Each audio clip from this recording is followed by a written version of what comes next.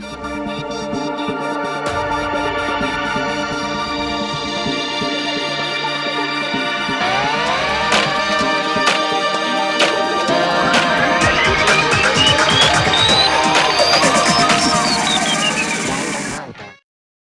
here it is finally. Musabori Man here with a review of Danganronpa 2, Goodbye Despair. This game is the second game of the Danganronpa series, and was originally released on the PSP in Japan in 2012. Just like the first game, it later got a PS Vita version, which is the one that eventually came out in the West in 2014. I actually picked up this game together with the first one, so it's a good thing I happened to really like the first game, and I jumped right into the sequel the same day I beat it. By the way, Danganronpa 1 came out on PC in February, and Danganronpa 2 is coming out on PC on April 18th, so if that's easier for you, by all means get these games on the PC. The story is set up pretty similarly to the first game, only this time with a new cast of Hope's Peak Academy students. At the beginning of the game, you are revealed to have been taken to a deserted island resort by your teacher, Usami, a talking pink plush rabbit. The main character, Hajime Hinata, and his classmates are tasked with being friendly with each other and enjoying their so-called field trip. Sounds great, right? Well, unfortunately, Monokuma soon appears and ruins the fun by forcing the students to participate in a killing game, much like in the first game.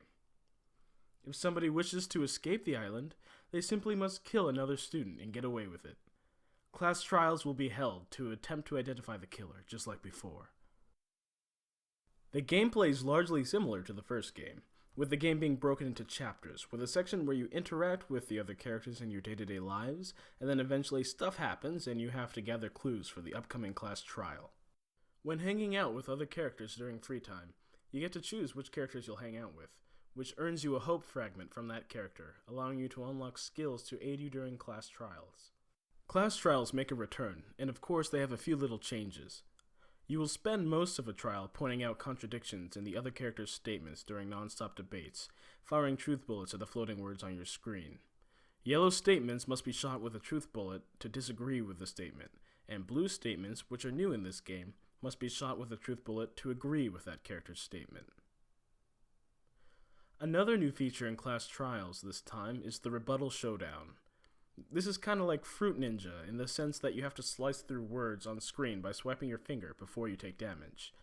By slashing through your opponent's argument, you eventually reveal weaknesses, yellow or blue statements like during the non-stop debates. When these appear, you need to select the correct truth bullet and then swipe the correct statement. Lastly, there's a feature called Logic Dive, which is essentially a snowboarding minigame where you have to select the right answers to Hinata's mental questions in order to reach the end, bringing the main character to a new revelation to help you with the trial. Now let's get into the pros and cons. Let's start with the pros. So first, I would say that the murder mystery cases are an improvement over the previous game. The plot goes deeper and darker than the previous game, and the twists are better. Right from the beginning of the game, you're presented with characters and scenarios that make you wonder what the heck is going on due to your knowledge of the first game. A new player who started with this one would have nothing triggered in their minds by these little appearances and situations. The closing argument feature, where you piece together the whole crime at the end of a class trial, has been improved by only showing you a few comic panels at a time. Also, the snowboarding minigame, the Logic Dive feature, is quite fun. This game also features a great voice cast in Japanese, because I didn't play it in English, so I wouldn't know, of well-known voice actors. The soundtrack is great, and unlike the previous game, I feel like there were enough songs to round it out. The executions of the characters that die were a lot more fun to watch this time, and I think that the cast in general plays off of each other better this time. Moving on to the cons. First off, there's the Rebuttal Showdown. That's the Fruit Ninja-like feature. This mode, where you cut down statements and then have to pick a truth bullet, felt like a little too much to do at once during certain parts of the game. Also, another con I had is one of the cases felt a bit rushed. I believe it's the third case.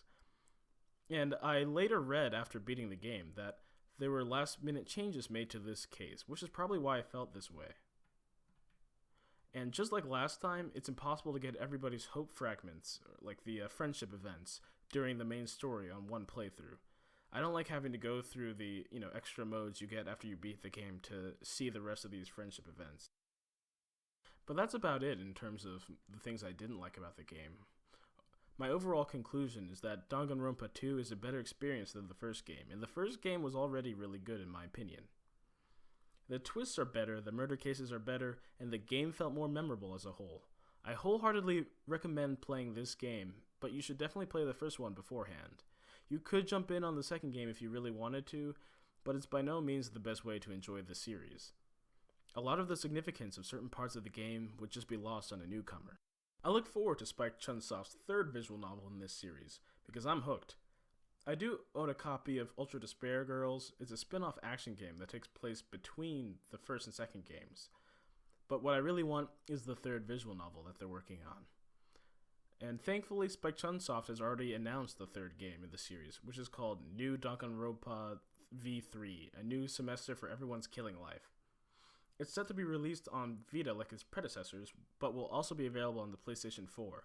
And who knows, it might come to the PC in the West later like the first two have.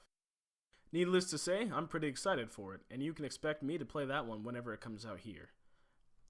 Musabori Man here, thanks for watching everyone.